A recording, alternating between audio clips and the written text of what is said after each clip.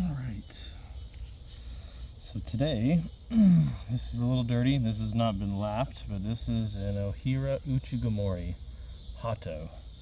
So this stone is soft enough to be used this is an Uchigumori, soft enough to be used as a Hato in a Japanese sword polishing progression. With knives, I don't really have a huge use for Uchigumori with kitchen knives. Personally, to me, it leaves a polish that I can find in other stones as well, without burning up all of this precious stone that could be used on Nihonto inspired works or Nihonto itself. Japanese swords, antiques. So today I'll be using this typical knife that you've seen, and I'm going to clean the surface off real quick.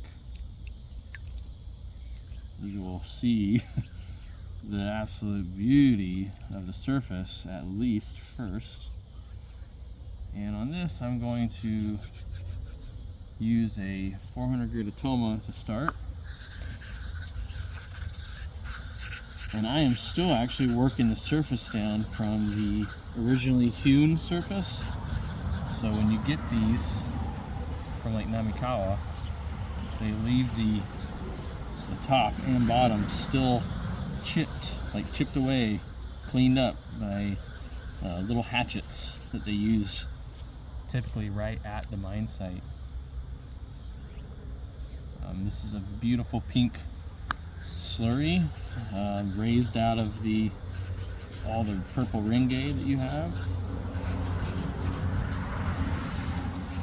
So the more I lap this down, the less of that rough surface there will be, and eventually I'll finally have a clean top surface. You can see there's a little bit of unevenness in there.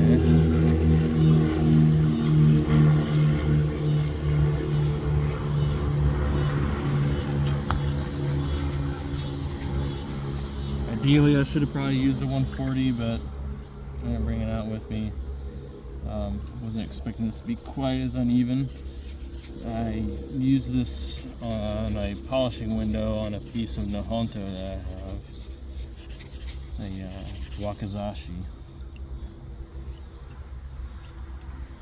Okay, this is a beautiful stone. A lot of Namazu, a little bit of Kuro. Lots of blue, lots of ringay. Okay, so there's a divot right in here. Should probably flip this around, make sure it's still stable, and use this flatter surface on this side. That way I don't have to keep this. You don't keep burning. Grinding down on the surface there. This right here is really even, so it shouldn't give you any problems here. Beautiful stone. I chamfered the edges a little bit, took off quite a bit of material. Like I said, this is not really reserved for knife polishing, but why not show off luxurious Uchigumori, one of 8 or 9 that I have, in a video. So I've actually got a Hato on its way from Namikawa right now, just to see, looking for any speed difference, and to see what Namikawa's current stock of Hato are like. Okay. One last varnish with a Tsushima. Oof, a little grabby there. There we go. Yeah, it's a little grabby right in here because right here is a depression, very micro, but it's there. I mean, I lap these down like you would from a surface grinder, so any variance in topography, even the slightest bit, you're going to feel on a honed surface like a Nagura or a diamond plate or a knife bevel. Okay. A lot of beautiful renge. I don't know if it could be seen in the camera. Big stone, lots of renge, beautiful color. Very fast stone, very muddy. And, you know, since it's very muddy, it's probably not as fine as I want for a knife bevel. Its main purpose is to frost the G of a Japanese katana. And as far as the uses in knife bevels, limited. Although some enjoy it. For a knife bevel, I enjoy a harder Uchigumori personally. So what you will see on the jacket is a very frostiness, very frosty white. A little different than the big Akudo that I showed off. So this is slurryless. I did not create any Tajiro paste or just generate a slurry from Uchigumori.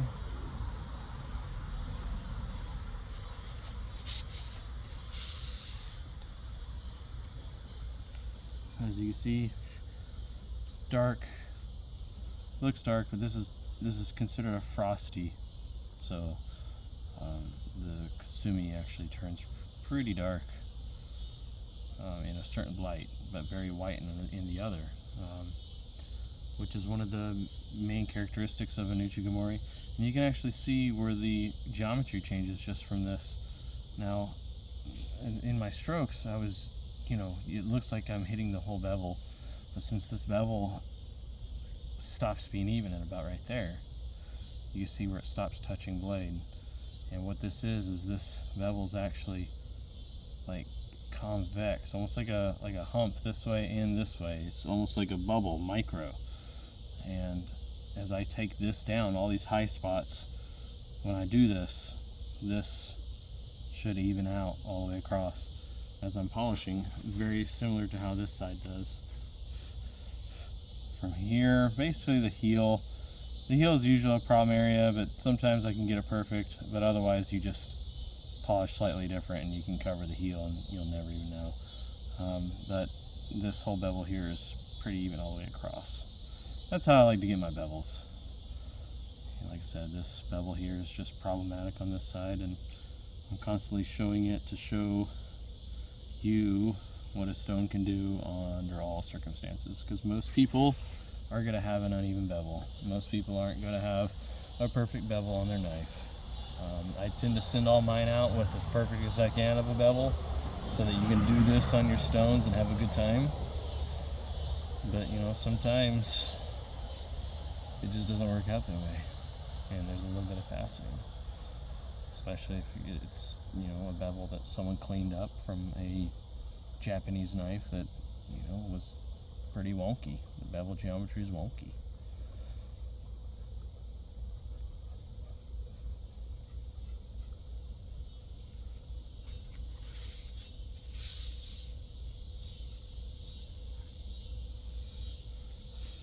Pretty even polish. You know, in sunlight, I mean, it looks pretty bad, eh? You know, under intense kitchen light, you know, it's nice to have that matte, but I'm always looking for something finer, something that's going to show the activity in the steels. So I typically never end off on an Uchigumori. But if I had a problematic bevel like this one, and I was going to leave it as is, an Uchi polish would blend that faceting in. You know, this would be a great stone to blend it in. So the whole bevel would be ended on a more of a matter finish, you know, good clean 6K Uchi, which is acceptable for most people. You know, most people would be happy to get a bench stone to that point. You know, a lot of guys are ending on a 800 grit king, 1000 grit king. You know, something that's super muddy and hides this stuff. And over time, it almost seems like I had a slight low spot right here that could have been from, you know, bashing down on garlic, and it could have moved a little bit, and I might either need to deal with it or it'll just come out as I'm taking out the rest of that bevel. But clean polish.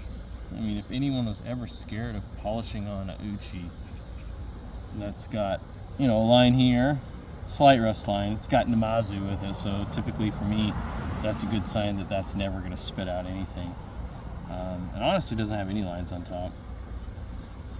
You know, it's a fairly clean stone. The deeper you get, it's got a couple, but I mean, we're talking, you know, I won't even see that in my lifetime. You know, if I was using these as a sword polishing stone, I mean, it would still be unlikely that I would ever polish this down, especially with the availability of stones. I mean, if I was a Togishi, I'm gonna have 20 Uchi at my disposal. So you're really gonna have 2 or 3 Uchi of the same hardness, and you might break that hardness down into like 6 or 7 different categories. I mean, there is super soft, there's slightly soft, there's soft, medium, you know, slightly harder than medium, harder than, you know, in between, hard, really hard. You know, you're gonna have a variety. So a polisher that's polishing antiques, he's gonna run into varying hardnesses throughout different eras that the swords were made, different furnaces that they were, you know, that the iron came from, different smiths, you know, different everything. You know, it makes a difference on these. So, like, for instance, even in knife polishing, it polishes mild steel cladding differently than it does wrought iron. So, wrought iron is slightly softer on the stones than mild steel. Neither of them harden, but that little bit of carbon, that little bit of alloy blends to a little tiny bit of abrasion resistance in the iron, and you can feel it in the stone when you compare the two. If you've never polished wrought iron or something like bloomery or tamahagane, you'll never know. This is just iron to you. It feels beautiful on the stones. I absolutely love mild steel as a cladding. It's very consistent. I can get activity in it. There is microstructure that can be brought out in mild steel. You can see that. Hard to see at different angles, but there should be a frostiness, and it's very prevalent to the naked eye. And very clean. There is nothing wrong with this Hato at all. Awesome stone. It acts like a... On tamahagane, it feels very soft. This is definitely a soft Hato. On here, with no swarf generated, I am creating a lot more darkness than I would with something that's got convexity to it, like a Nahoto, or, you know, softer iron. It feels different. It acts different. It grinds different. But anyway, it's just such a beautiful stone. I'm really happy with the way this one looks, and I'll be happy with the one from Namikawa. The one from Namikawa coming right now is a darker blue, you know, just full of renge. It's their typical dark, clean Uchigumori. It's just their softer flavor. And yeah, I mean, I had to make sure. I had heard that getting Hato from Namikawa was getting difficult lately, and honestly their selection has been pretty sparse, but I am able to deal with them privately and able to acquire a Hato. So that is it. I hope you enjoyed, and see you next time.